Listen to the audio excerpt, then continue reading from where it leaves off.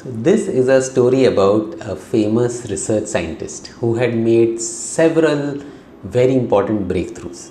So he was being interviewed by a newspaper reporter who asked him why he thought he was able to be so much more creative than average person and what sets him apart, so far apart from others.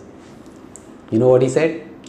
He said, "My mom taught me when I was 3 years old." How can one teach creativity at that age? So the scientist explained further. I was trying to remove a bottle of milk from refrigerator and I lost my grip on the slippery bottle. It fell, spilling its content all over the kitchen floor. A big sea of milk. So when mom came into the kitchen, instead of yelling at me or giving me a lecture or punishing me, she said, "Robert, what a great and wonderful mess you have made. I have rarely seen such a huge puddle of milk. And well, the damage has already been done. But would you like to get down and play in the milk for a few minutes before we clean it up? Because you'll never get this chance again probably." So indeed, I did splash and played in that puddle. So after a few minutes, mom said, "Robert, whenever you make a mess like this, eventually you have to clean it up and restore everything to its proper order." So how would you like to do that? We could use a sponge, a towel or a mop. So what do you prefer? I looked at things and I finally chose the sponge, and together we cleaned up the spilled milk.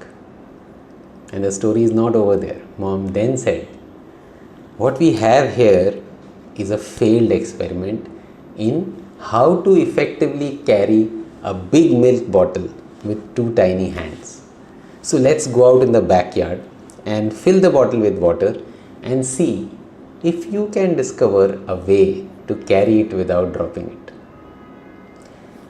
And I then learned that if I grasp the bottle at the top, near the lip with both hands, I could carry it without dropping it. What a wonderful lesson. So this famous scientist then said, "It was at that moment I knew that I don't need to be afraid to make mistakes. Instead, I learned that mistakes were just opportunities for learning something new, which is after all what scientific experiments are all about. So even if the experiment doesn't work, we usually learn something really valuable from it." So may this story help you and your teams in converting mistakes into opportunities. Thank you.